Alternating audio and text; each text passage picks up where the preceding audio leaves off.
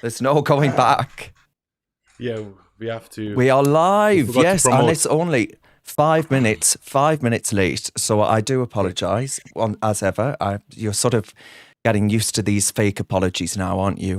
But I'm delighted to say, though, that I'm joined by Younes again, and of course, Chloe Dobbs returns as ever.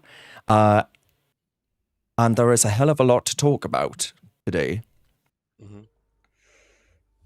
Even if Westminster's gone quiet, there's plenty of other woke stuff going on for us to tell you all about. Absolutely. It's silly season, right, which is August. All the politicians are away currently. Keir Starmer hasn't gone on a summer holiday, but I damn well wish he bloody well had.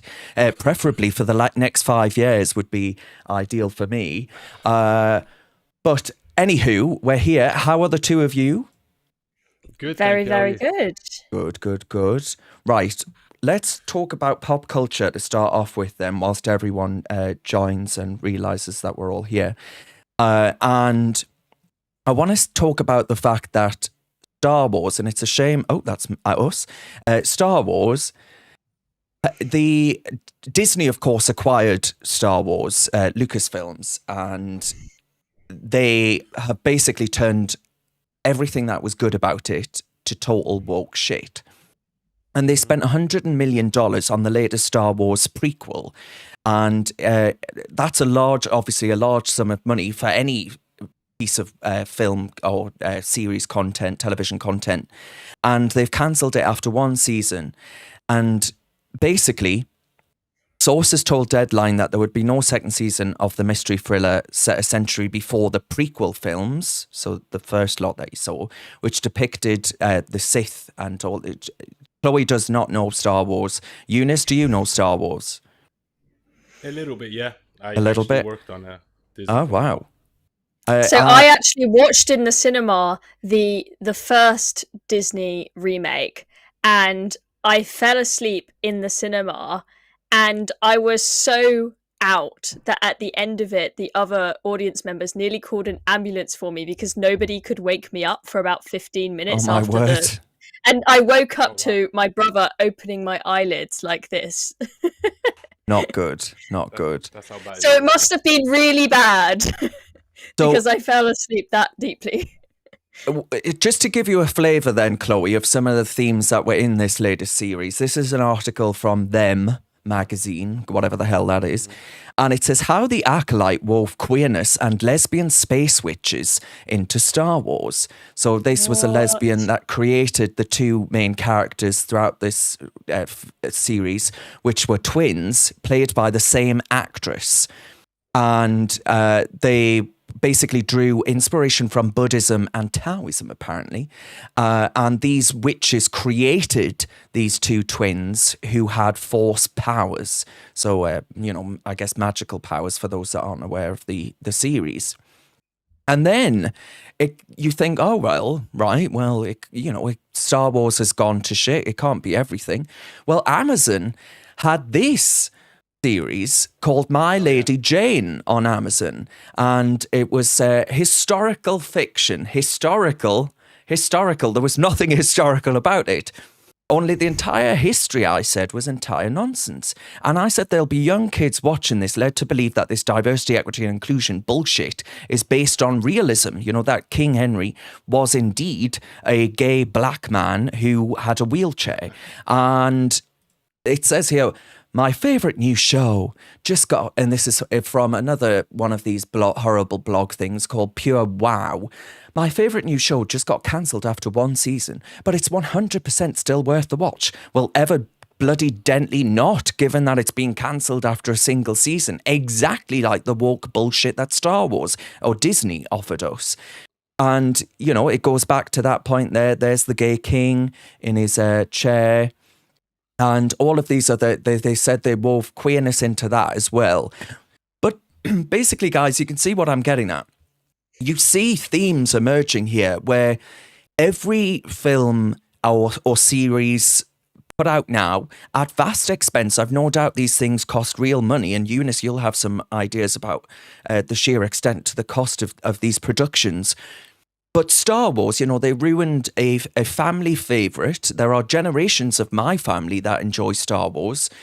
Disney have taken that and absolutely obliterated it into woke mush that is absolutely not enjoyable and all the rest of it.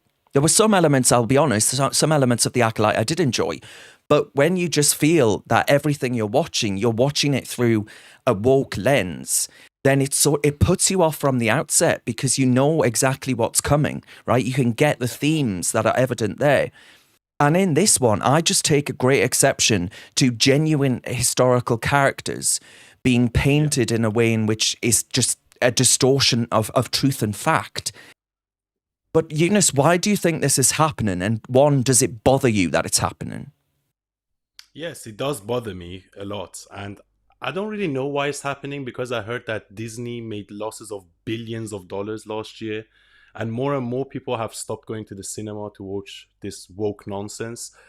And I feel like, I might be wrong, but I feel like we've reached peak wokeness to the point where people are sick of it now and the pendulum is swinging back the other way, hopefully. And they've been doing this for a long time, and it's brainwashing the youth. Like, I don't know if you've seen Frozen, for example. It brainwashes women into thinking, oh, we don't need a man. It's not about needing a man. It's about, humans are designed to need each other, and pushing this narrative of extreme feminism and this idea that, oh, you don't need a man. It's just not healthy for the younger kids. And it actually leads to more unhappiness for women long term. Because I read a study that it said women in their middle ages that don't have a family are overrepresented in depression and anxiety. So I just think we're lying to society. And again, this is a lie. We're saying that King Henry was a disabled black man. That's a historical untruth. You're lying to people. And I don't know what the agenda is, because people are not buying it. People are not watching it. People are not spending their money on it. Disney has lost billions in revenue ever since this woke nonsense. So I don't really know what their strategies are. Chloe, I mean, I know you don't watch Star Wars. And I'm assuming you haven't sat and watched Lady Jane on Amazon, which, by the way, I haven't either, I must admit. I haven't, but I think we can see the same themes happening across every single show. So you see where I'm going. I mean, I am just so sick of it. And I think all of us are fed up of seeing classic favourites being just destroyed, things that we used to think of with utmost respect. We spoke about Doctor Who on a previous podcast live stream. That's been ruined now, where you've got a gay black guy as the Doctor, and what was it, a lesbian or a trans or both companion in Doctor Who now. I mean, it's just ridiculous, and it is hard to know. I mean, Younes, you pointed out the losses that they've made. Do they genuinely think that this is helping their business to do this? Because you'd think, top businessmen, boards of investors and shareholders, surely they are just thinking about money. Why is this happening? I know that McKinsey was consulting a lot of businesses for a long time to go along with the woke stuff, because they told people that it would help them grow their businesses. But I mean, clearly the numbers are now showing this is the wrong approach. Go woke, go broke, as we say. So why do they keep on doing it? Is it the case that they think, okay, we've made a loss on this, but if we make a show that's full of white people, the PR backlash will be so bad that it will be even worse? It's so hard to understand what is going through their minds. I just want to get back to the days when telly is produced, they just focus on making good, entertaining telly that grips you, that's got a good storyline, that's got great actors.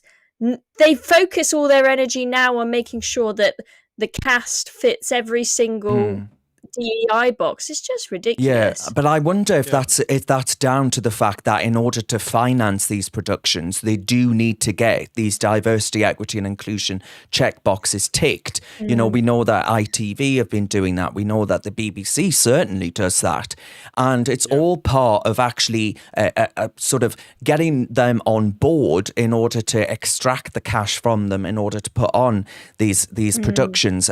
Richard says wheelchairs in the Tudor England. I mean, come on.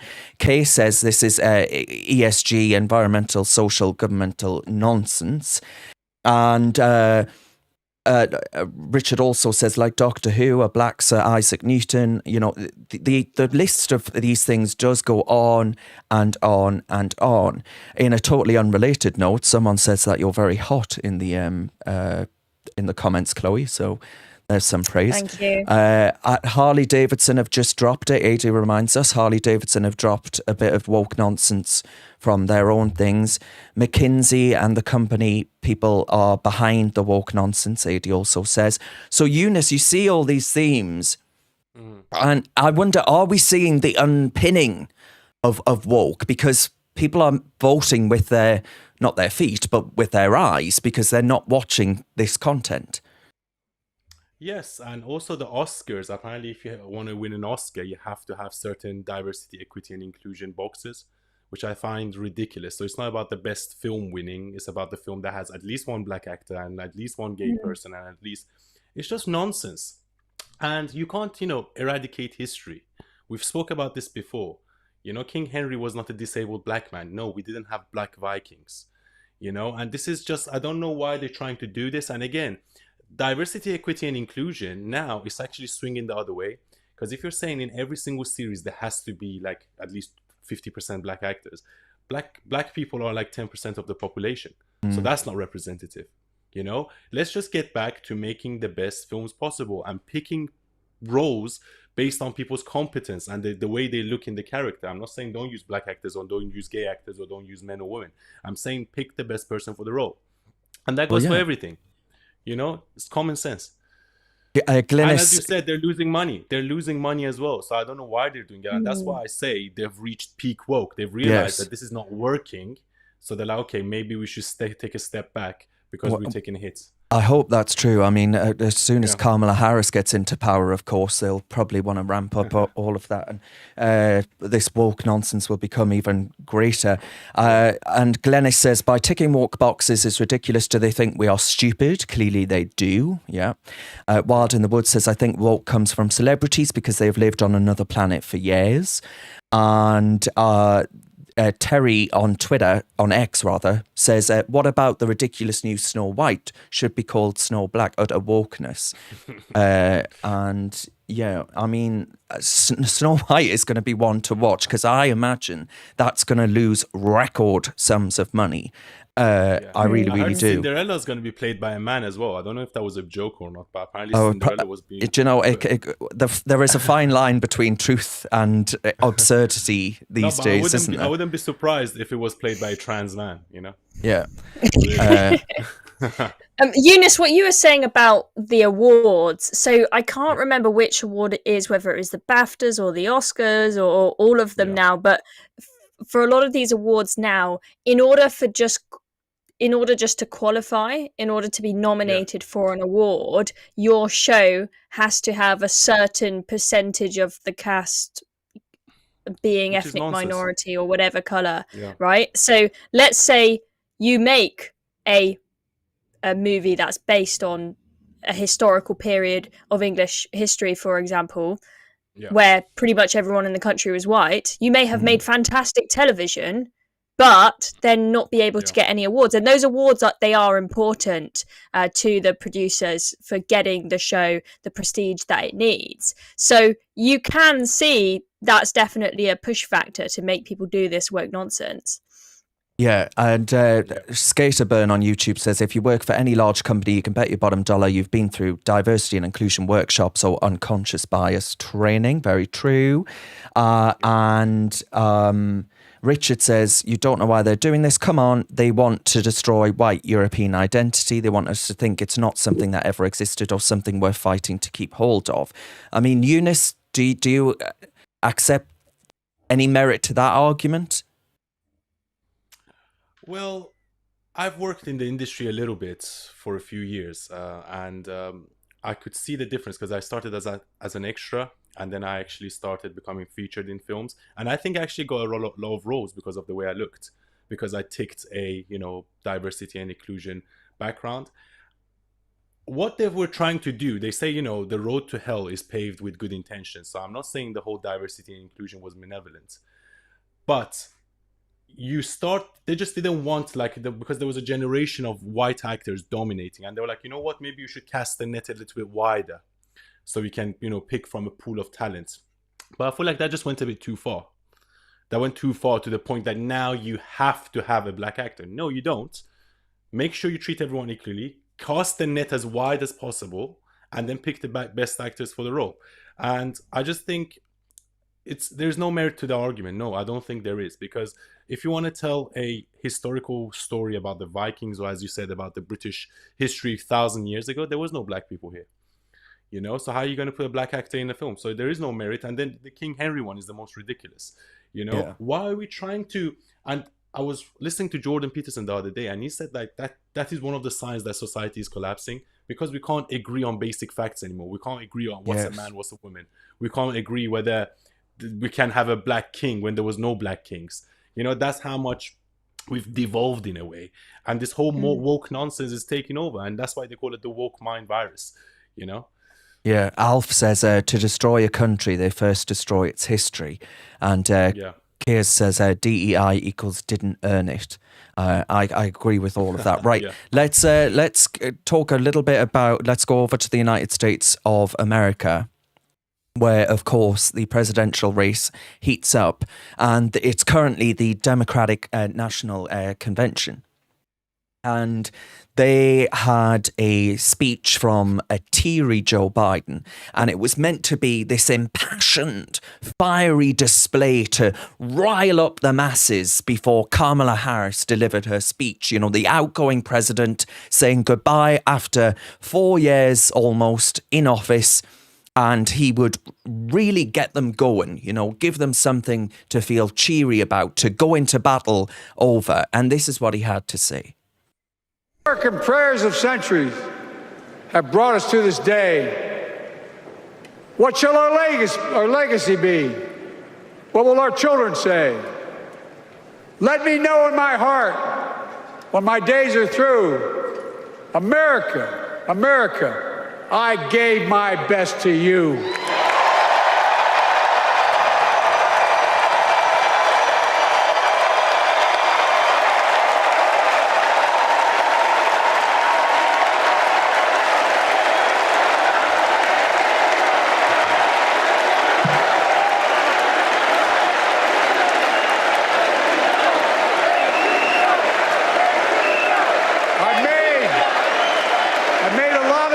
In my career, but I gave my best to you. For 50 years, like many of you, I've given my heart and soul to our nation. And I've been blessed a million times in return with the support of the American people. I've either been too young to be in the Senate because I wasn't 30 yet, and too old to stay as president. Well, he admits it now, of course, but 2 minutes ago, let's not forget, it wasn't even a month ago that he was saying that he absolutely would be the nominee. He absolutely would be standing again. And it's just brushed over that the Democrats clearly said after that debate, let's not forget that debate against President Trump, where it was such a colossal disaster that clearly the Democratic pack gathered round and said, no way, Jose, Joe Biden ain't standing. But he says, I gave you my best. Well, I'd have hated to have seen his bloody worst, because I think for the last 50 years, he has been a complete and utter disaster. And for the past 4 years, he has been a man who is very much unwell, in decline. And I think it's been really sad to watch, and quite disgraceful, frankly, of the Democrats to have allowed him to basically display himself like that for the last 4 years. But the polls are basically suggesting that Kamala Harris could actually win it, and that actually, despite Joe's really lackluster performance there to galvanise the base for Kamala Harris, for these activists to go out onto the campaign trail and drum up votes and support for her. Well, and you've covered this already, Chloe, but I wanted to play it for our viewers tonight, where Benny Johnson, who's an American political commentator, asked everyday Americans why it was, well, those outside, it was those at the DNC, wasn't it, Chloe, who was actually at the Democratic I National think it may Convention. have been as people had Oh, Benny Johnson, yeah. Kamala as they Harris left. tops on. So probably yes. Yes. But I'm So not 100% they're all sure. anyway. They're all Kamala Harris supporters, and Benny Johnson asks them why it is that they support Kamala Harris, and I just think this is a really interesting snapshot into the mindset of people that say that they are going to go out there and vote for her and campaign for her, despite the fact she has shied away from any interview with anyone that might give her a little bit of pushback. She's gone underground. She's not doing interviews, not facing debate. And she only has one currently, as far as I'm aware, debate lined up with President Trump. But let's have a listen. Okay, here we go. 3, 2, 1. Trump or Kamala Harris? Oh, Kamala. Kamala Harris. Yeah. Why? Well, she's... Honestly, I don't know. I'm not gonna lie, I'm not super knowledgeable, so I can't really speak too much on Because it. Trump sucks ass. Yeah, pretty much same thing. Yep. Yeah. Trump or Kamala Harris? Oh, God, it's Kamala, definitely. Yes? 1,000%. Yes? Yeah, absolutely. All right. What's your favorite thing Kamala's done in the last 4 years? Honestly? Yeah. Actually, don't use this. You don't know what you're talking about, do you? Do you know who Tim Walz is? Who is he? Is it? I mean, I'm asking the same question, right? I've been doing my research lately. Yeah. Evidently not. Find out. We're going to find out. Watch, I'm finna stop somebody and ask the same question. We're going to find out who Tim Walz is. We're going to find out. Wait, I know you. What? I know you too. What? In downtown Chicago. That's you. My man, that's it. Of course it's Kamala. Whoa. Why Trump and not Kamala? Trump is a businessman. The country's a business, plain and simple. Yes. She got the IQ of a shoelace. Yeah. Trump or Kamala? Trump 2024. Trump 2024, man. What's up, guys? Your boy Benny here in front of the... So that just gives you a flavour of the video. But like you saw there in the responses to those who are voting for Kamala Harris already at this stage, despite the fact they know precious little about her, or Tim Walz, who is standing to be, who is the vice presidential nominee. And all of the responses there were sort of vacuous sound bites on, oh, Trump is a pig or Trump is whatever else. And despite being stood there in a T-shirt saying you've done your research, not knowing who Tim Walz actually was. So it gives you an idea, and all of the ones voting for Trump said, you know, the country, it's like running a business. We need this chairman-like person to be in charge, get America back on track, grow the economy, etc., etc. Stop the immigration at the southern border, those sorts of themes. So do you both think, I mean, Younes, I'll start with you, but do you think that actually now that these sorts of debates, the Democratic National Conventions happened, Joe Biden will be increasingly out of the picture. Not that he was in the picture. He certainly wasn't in anything to do with competency or, intellectual capacity. But you get a sense of once actually Trump starts to get back into the, elbow his way back into the picture, because it's all been Kamala, especially by a craven mainstream media, which is so biased against President Trump. Do you think he can win back the momentum? Because there was real momentum with him after that debate against Joe Biden. Well, to be honest with you, I see the polls, and apparently Kamala Harris is at 51% and Trump is at 45%, which I find very hard to believe.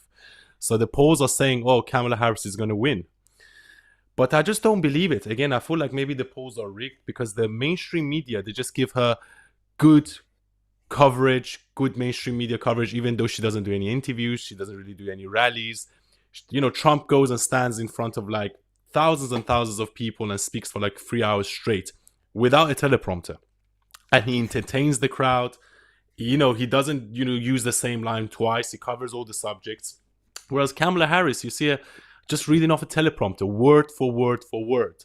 And you get bored within 5 minutes. She doesn't give any tough interviews. And as you said, the mainstream media is extremely biased towards that. And unfortunately, majority of the public are either unaware or they just maybe low IQ in America. I'm not trying to be disrespectful, but the fact that they can't see through this facade of what the establishment is and what the last 4 years were.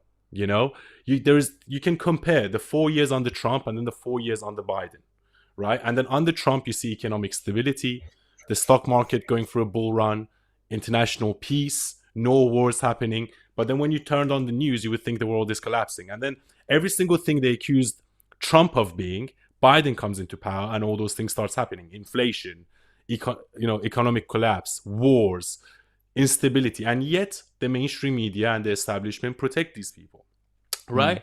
And that's why I don't like the establishment. And I really, really, really hope that people are not this dumb. I really hope people are awake to this. I really hope they see through this facade that, Kamala Harris, she's so unpopular. She finished 9th in the Democratic primaries back in 2020. She was so unpopular within the Democrats themselves that she had to drop out of the race even before one vote was cast. So how can you tell me this person can win? Even the Democrats don't like her. Even the black community doesn't like her. Yeah. Because CNN, back after she fell out, as Younes says, fell out of the race last time she stood, they basically said her campaign never got out off the ground. Where was she in the actual debate itself? They properly trashed her. Now you would think that she was the second coming, right? That she's the new Messiah. And it smacks of mainstream media bias. And I think anyone that's watching can actually see that. But you look at the polls, Chloe, and this is an aggregate of all of the different polls, and it weights them on polling accuracy and sample sizes and all these other things. So this gives Harris at 46.6% and Trump at 43.8%. I mean, one of our comments, Fed Up Brit, says, these are people who voted Labour. They were the same, and look at what we got. Do you think the same thing's going to happen with Kamala Harris? I think that there is definitely a similarity to draw between the election here in the UK and the election that's going to happen in the US, in that you've got people voting for the left-wing party just because they don't want the other person, right? You saw those girls in that video saying, Trump just sucks ass, but they couldn't give a single reason as to why they like Kamala Harris. I really hope that this poll is wrong. The polls are often wrong, right? That doesn't mean you should throw them out the window and not look at them at all, but we know that there are often A, inaccuracies, and B, just like we have the silent Tory in the UK, maybe there is something similar, like a silent Republican in the US. And I hope that is the case, because I am very, very worried about the impact that it's going to have, not just on America, but on us here in the UK, if Kamala Harris gets into power. I mean, look at all of the wars and potential wars that are going on in the world. I mean, Younes, who you made in a video earlier, and everyone should go and watch that, Younes talking about why he converted to being a Trump supporter. You said China wouldn't dare invade Taiwan under Trump, but under the Democrats, quite happily. I think that a lot of the outbreaks of war that we have seen, and potential ones upcoming, have been because leaders of those countries have had a look at the West and gone, well, look what they've got in the White House, and look who they've got in charge of the UK. They're just completely fickle. We can do whatever we want. So, we could end up in a World War III or nearly World War III scenario if we end up with Kamala Harris. And for some reason, I hear a lot of people saying that Trump is the one that you need to be scared of when it comes to foreign policy. Oh, he's absolutely reckless. He loves Putin. He's going to get us in World War III. No. It's the other way around, guys. Yeah, and this is it. Can I just say one last thing about Kamala Harris is that she's the epitome of a DEI hire. Yeah, because we were just talking about DEI. She is a DEI hire because she's not there based on competence. Joe Biden came out and said, I want a black woman vice president, right? And that's why she was picked, because she was unpopular. She doesn't belong to a swing state. She was from California, and she's a black woman, and her record is rotten. So when people say DEI doesn't exist, she's a DEI hire, and she's on the brink of becoming one of the most powerful people on the planet. And this is why the woke mind virus is dangerous and DEI is dangerous. This here is an article from 2019, and it says it's from one of CNN's commentators who has a show, and it says Kamala Harris tried to be everything to everyone and failed. And it's sort of like, well, nothing has changed. She is still being as vacuous as ever. She thinks that laughing is a policy proposal. She seems that she's high on laughing gas, come to mention it. one of our viewers says that she actually sounds like a laughing bag that the YouTube user used to have. I agree with you, Younes. She is DEI personified. And everything wrong with politics and, well, the economy and pop culture, all of these other things. She epitomizes all of those things. So I think we are facing a civilizational moment. And if America gets this wrong, then we will get DEI on steroids. And that, what happens in America eventually very quickly finds its way over to these shores, you know? And I hate the fact that it does, to be perfectly frank. But let's get on to one other hysterical moment that Kamala has caused over the last few days, because the BBC are running this story, a hit piece about one of Trump's supporters, who is the former WWE, that's World Wrestling legend, Hulk Hogan.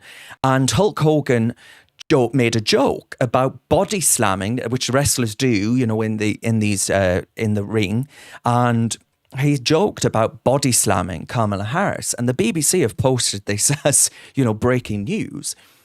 And he says, that was not me, that was the beer talking. But it's just like, and it's a video obtained by TMZ in which the 71-year-old it says to the jeering crowd, do you want me to body slam Kamala Harris? Now, body slamming in wrestling is just like what they do. It's all an act. You know, these things are not real. They're all performative.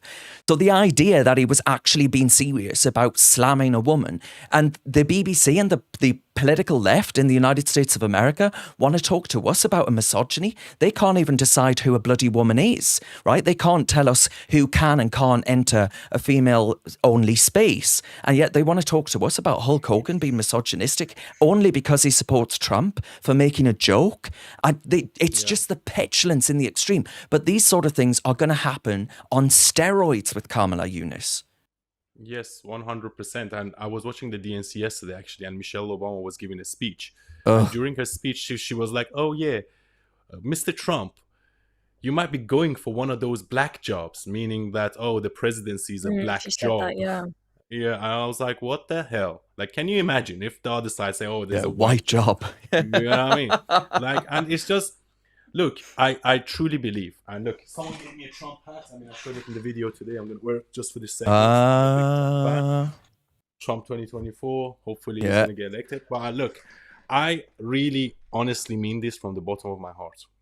If Trump is not elected, the world, the West will collapse in the next 5 to 10 years. Because now we have a Labour government and we're going to have Kamala Harris. What's going to happen is that Iran's going to get a lot more powerful. All the terrorist groups in the region are going to get a lot richer. Houthis, Hezbollah, Hamas. Russia is going to get a lot more powerful. China is going to get and this is going to be the collapse of the West.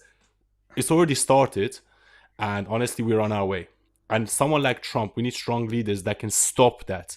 And honestly, I hope to God that Trump wins. Otherwise, we're all screwed. And I really mean that. Chloe, Keir's 10 says Kamala Harris, this is on YouTube, Kamala is a prosecutor, Keir Starmer is a prosecutor. If she wins, they will team up. And that actually highlights another concern I have, which is that on so-called disinformation and challenging fake news and all these other things, which, by the way, I go back to the point that both Kamala Harris and Sir Keir Starmer can't tell us what a woman actually is and what the definition and immutable fact of womanhood actually entails.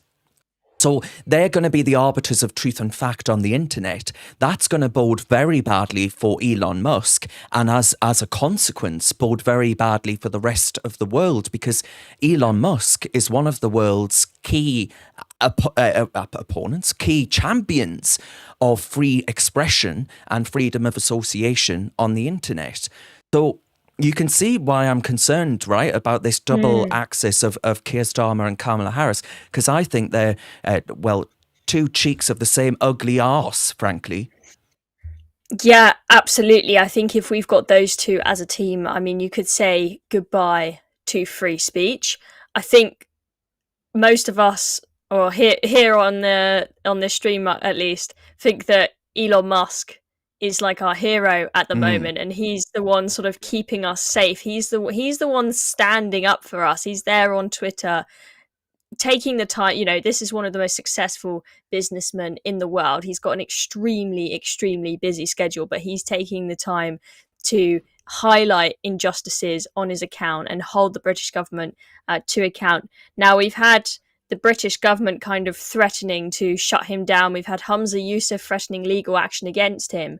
But because he's over in the US, he sort of has an element of safety. There's only so much that they can do to him. However, if you end up with Kamala Harris in power and she starts clamping down on him and she says, we'll ban X if you don't fill it full of censorship, we're in trouble, guys. I mean, I'm just hoping that if it comes to that Elon Musk will use his wealth to buy us all a nice island and put us there, or quickly get us all to Mars, and we'll all go to Mars, where we will have a free speech utopia.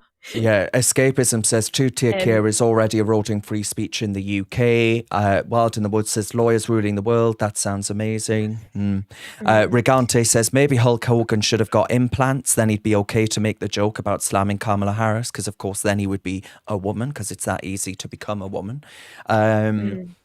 And all of these things, insane, total insanity. I just wanted to point out, because Younes, you mentioned countries like Russia gaining power. And I've just sent you on Twitter, Darren. So Russia are apparently, they're basically opening up visas so that people who want to escape the woke West can go to Russia. They won't have to do all the language tests and culture tests that you normally have to do and fulfill all the strict requirements. They're kind of saying, all of you who are fed up of the woke BS in the West, come to us. We'll be your safe haven. I don't think I'll be going to Russia. Putin now is a savior. No, but I looked at the comments on that, and there were loads of people saying, I want to go to Russia to escape this hellhole. So Russia is now getting this kind of prestige.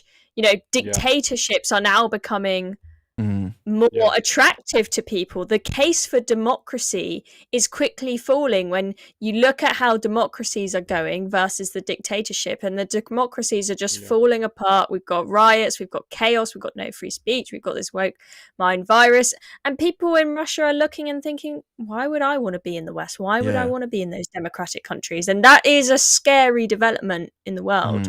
Yeah, exactly. Countries like Saudi Arabia are now becoming attractive as well. Saudi Arabia, Russia, all these everyone wants to move to Dubai. And the thing is, it's funny because Putin for me is like a 50-50 character. I like him in some parts, I don't like him in other parts.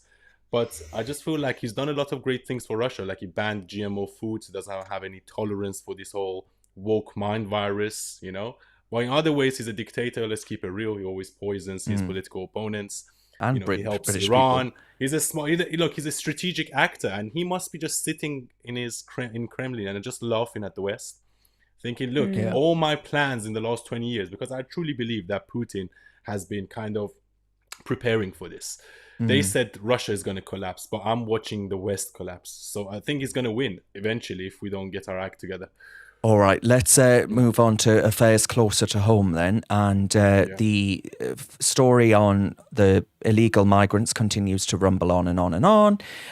492 migrants came to the United Kingdom in small boats on Saturday.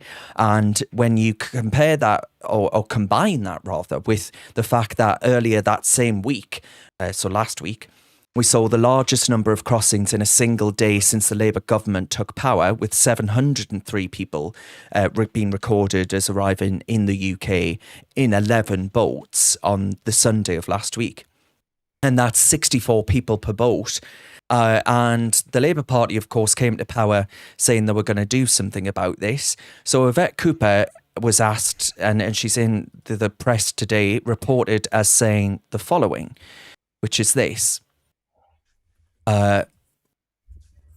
14,000 illegal migrants will go by the end of the year, Yvette Cooper has vowed. And she says that the Home Secretary is targeting the most deportations in a 6-month period since Theresa May's government in 2017. She says that, actually, there were double that number, by the way. There were 32,000 migrants deported in 2017. And the target would mean beating the figure for the second 6 months of last year of 14,000, the highest in 7 years. She says that the major surge in immigration enforcement and returns activity announced by Yvette Cooper includes the reopening of 2 old immigration detention centres to help efforts to boost the number of failed asylum seekers and foreign criminals returned to their home country. There's one in Oxfordshire and one in Hampshire, and they'll provide an extra 290 beds by the end of the year. 290 beds. You know, they've got thousands of people coming over every month, and eventually provide an additional capacity of 1,000 once they reopen these sites. But Labour had not previously confirmed whether it would press ahead with those plans. The National Crime Agency is recruiting another 100 people, blah, blah, blah, blah, blah. But the key question, the key test of whether Yvette Cooper is serious on this is, will she have the bottle? Will Sir Keir Starmer have the bottle as a lawyer himself who loves the human rights, the human rights lobby and the human rights franchise that has been able to pocket so much of taxpayer cash, basically representing some of the most egregious, horrible foreign criminals to ever walk this country, who should have been out this country faster than you can say two-tier Keir. And it ain't happened because of the European Convention on Human Rights, which actually protects these people and allows them to stay in this country, despite the fact they may have committed some of the worst, horrible crimes that we can actually come up with in our heads, whether that be on foreign soil or in this very country. So I have absolutely no faith whatsoever that either Yvette Cooper or Sir Keir Starmer would ever countenance saying no to the court in Strasbourg, to the European Court, and actually basically revoke their right to overrule decisions made by the UK Parliament or UK government. So I'm sorry, but this is complete and utter bollocks, and I think no one who has complete control over their own faculties is ever going to believe this. She is Pinocchio, and that's why I gave her a big nose in the thumbnail of this live stream. She is a liar. She is lying to the British people. This is a fraud and a con. And by the way, a plague on both their houses, because obviously the Conservative Party also did sweet FA about this, and it's going to get worse, and I think more people are going to get hurt in this country. The anger's going to grow, and we ain't seen the last of everything that's been going on recently. Mark my words.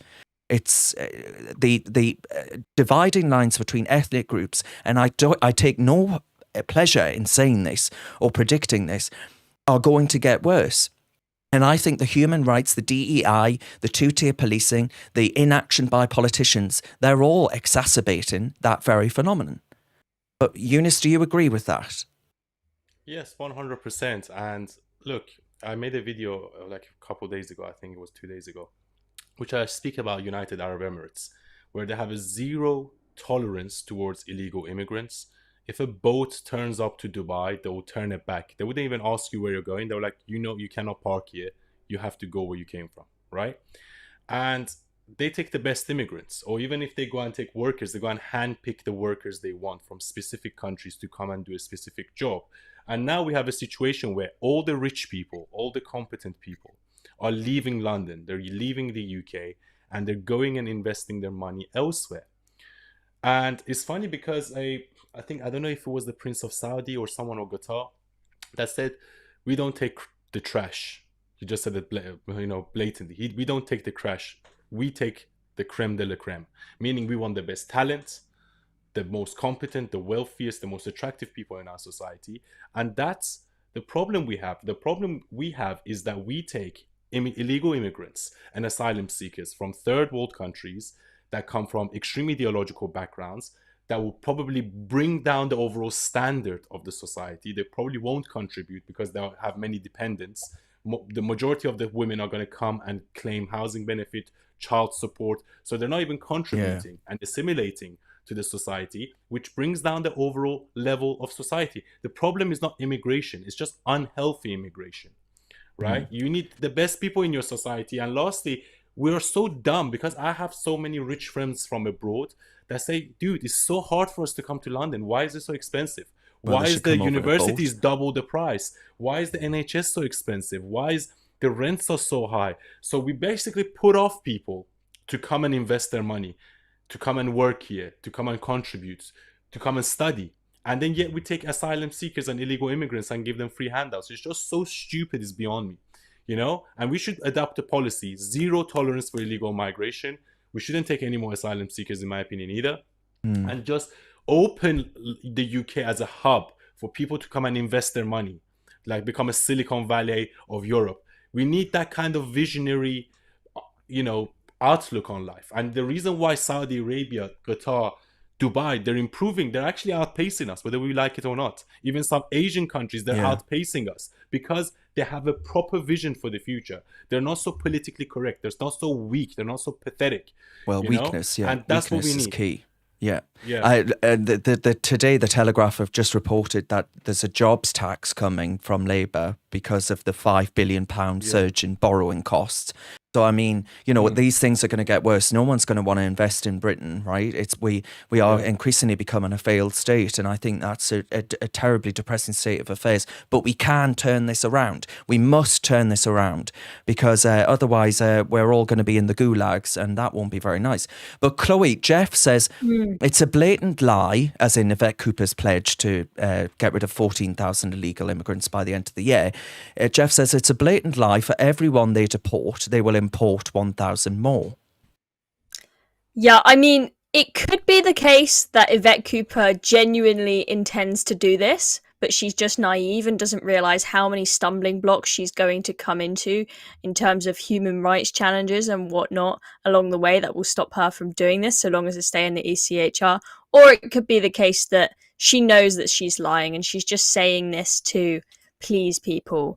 Either way, I'll believe it when I see it. I highly doubt that this is going to happen. There was actually a video from GB News that went round of Stephen Barrett, the lawyer, talking about the ECHR and how there was just no point in Britain ever being in it in the first place. Britain had the safeguards and its own laws that were necessary to start with. It is completely ruining our ability to have a border, and it's ruining Britain. We have to leave the ECHR. We have to do something that allows us to actually kick people out of the country if they don't deserve to be here. People come here knowing that you cannot be kicked out. That's why everyone comes across on the boats. They know once my foot's on the sand, that's it. I'm there. No one's going to get rid of me, no matter how rubbish my asylum claim is. And just Younes, going back to your point of everyone wanting to leave Britain, not only are we bringing the people from third world countries into Britain, we're bringing the worst into Britain, but the best are leaving. I think Britain was last year second to China in the number of millionaires leaving the country. I think we had 9,500 millionaires leave the country in 1 year. And that's partly because of migration destroying the country.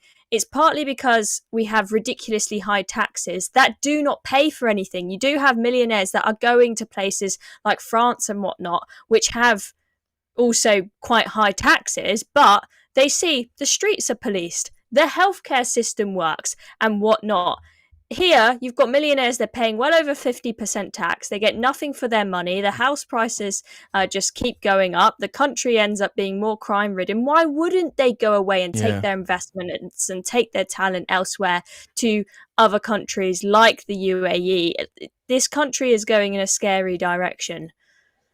Daniel says someone needs to start explaining why Cooper can come out and say she wants to deport illegal immigrants and not be arrested like those ex-users she's just sent down. That's a good point. The Squidgy says Mrs. Balls, as in her husband is Ed Balls, who used to be a Labour cabinet minister. Mrs. Balls talks a lot of balls then. And I think, yes, I wonder why Yvette Cooper didn't take her husband's name as her own.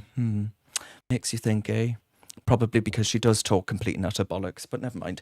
I'll probably be arrested now. So, right. I'm going to quickly rattle through this one because it's not that exciting, but I just thought it was a sign of like people just completely, the Remainers who just won't let things go, still completely, totally losing their minds. So when you go to the United States of America, and I'm hoping you can see that on my screen, you cannot, I'll just zoom it in. When you go to the United States of America, you have to get an ESTA, which is a electronic system for travel authorization, and it costs $21, and that's with a $4 in the processing fee, and that $21 cost is there for you get it. What is it? 3 years, something like that. And it allows you to get in and out of the United States of America on holiday for business and all these other things. Now, the European Union has just done the same thing.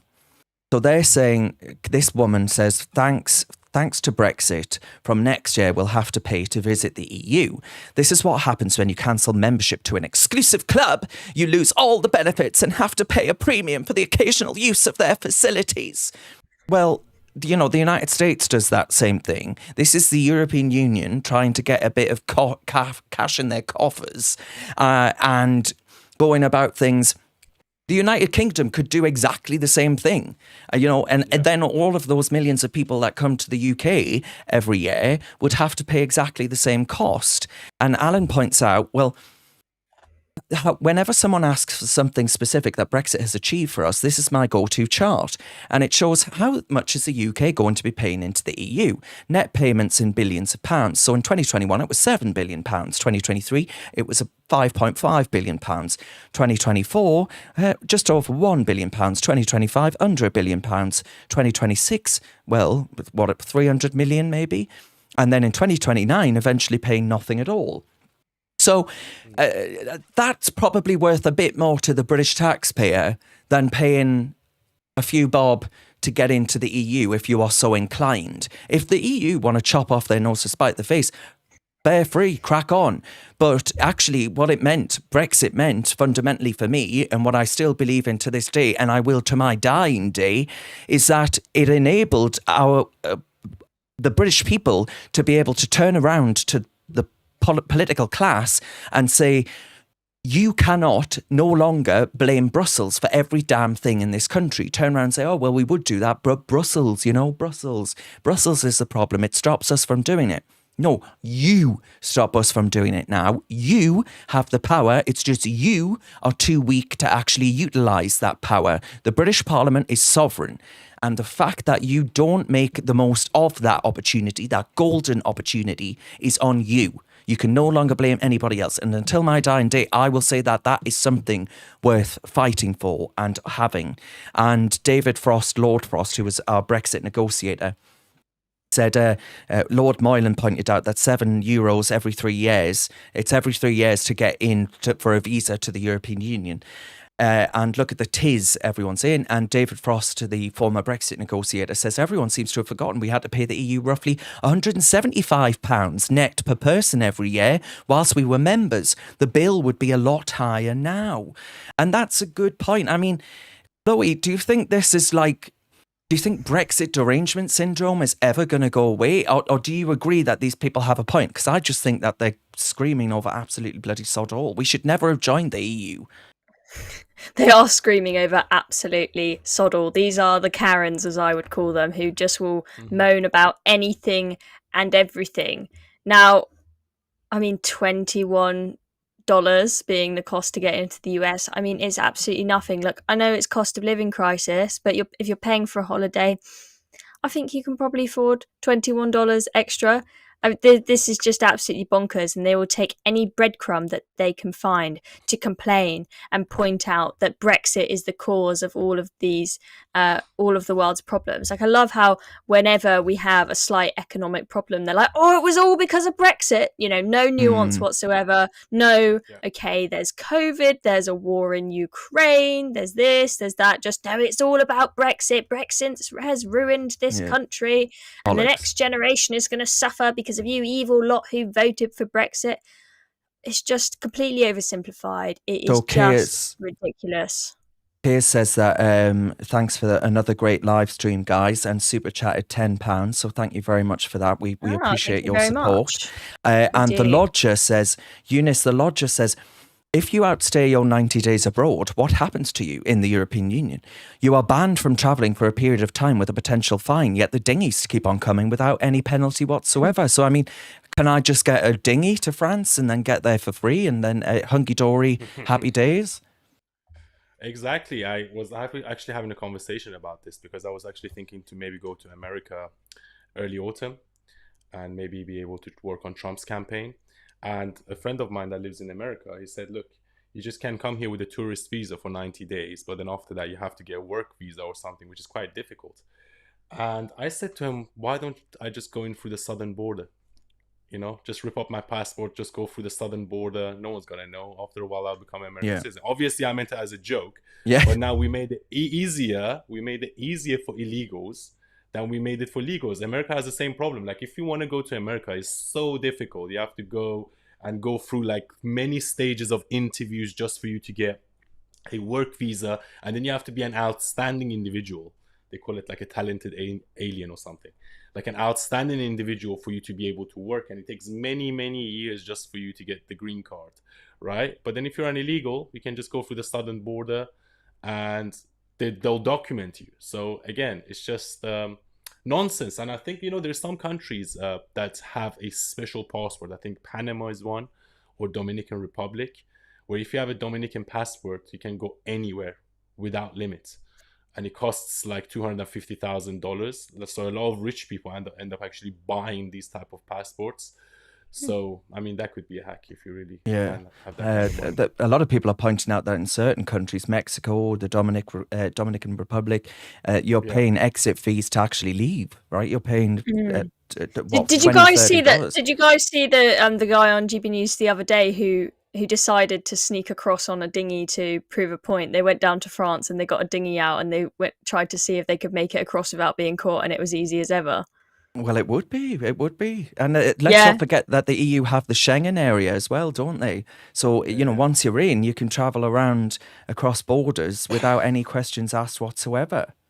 So, right, I'm going to quickly rattle, because people have got places to be tonight, unfortunately. But I'll rattle through, just finally, I'll rattle through some stories. So Labour MPs, right, just to give you an idea of flavour, I know we've already spoken about Labour, but just to give you an idea of how batshit they're going to make Britain over what they're doing. So Labour MPs have thrown a fissy fit and left the platform. Some of them have been saying that they're leaving X, which is, of course, owned by Elon Musk, and they're saying that they've gone to this Blue Sky and they're going to Threads, which last time I heard no one was using, but, you know, whatever. Go, leave. I don't have to read your vacuous nonsense. They'll be back, of course. But, you know, this clampdown on disinformation is clearly going to come, and let's not forget, Labour have a landslide majority. They can utilise that majority to actually attack freedom of expression online, and they will. So that will happen. We found out that this week that sky high energy bills will become the new normal in Britain. So they're going up by 9% in October when the new price cap comes in, and that will mean that actually they return to levels that we've seen post the Ukraine war, and they will never come down again. And also, let's not forget, we've just said to oil and gas in the North Sea, we don't want you anymore. Those really, really high-paying jobs, really good knock-on effects for the overall economy, and putting more supply into our domestic economy and, of course, the global marketplace. We've said no to all of that. Labour are going to ban it. Ed Miliband's, they're setting up GB Energy, which is going to focus on windmills and solar panels. You know, solar panels in the desert that is the United Kingdom of Great Britain and Northern Ireland, not. So all of those things, that's net zero madness, is going to drive people into, and this is not hyperbole, drive people into not putting on their gas boilers and to freezing to death this winter when they go up 9%. Mark my words. And then you had that's Andrew Tate. You had violence against women considered for first time under government counter-extremism plans. So as a combating terrorism, they're going to review violence against women and girls, and they're also talking about far-right extremism, treating it in the same way as violence against women and girls, and combating the radicalisation of young men online, and extreme misogyny, referring pupils that they suspect of extreme misogyny. What the hell is extreme misogyny? But they're going to refer these people to prevent the government's counter-terror programme. And then just finally, Welsh librarians of course, Wales is run by the Labour Party under the devolved administration, which, in my opinion, I don't know if anyone from Wales is on the stream, but they should absolutely abolish that. What a bloody waste of money with substandard politicians. I mean, these people need to go back to living in caves. They are so thick. That is not me saying that about the country of Wales. It's just a country I hold dear to my heart. But to the political class in that country, they are leeches upon the teat of the taxpayer. But Welsh librarians have been told to avoid racist venues. New training guidelines advise against holding meetings in buildings with a racist past. So you're going to have librarians actually looking at buildings' histories to determine whether or not they have links to slavery and all these other things, and be able to dictate where training sessions can and cannot be held. Well, Wales is a country that has pretty poor parts of it, right? They are parts of Wales that are poorer than parts of Eastern Europe. But despite that, they're going to have to focus taxpayer time and money and resource on focusing out which buildings are racist or not. I mean, it's just... Do you see what I mean? The priorities are totally already... It's not even 2 months into the Labour government, and already their priorities, batshit bonkers Britain, is what we're very, very quickly turning into, as Katie Hopkins would say. I was going to say, you stole that from Katie. I'll be banned from YouTube for mentioning her now. Probably.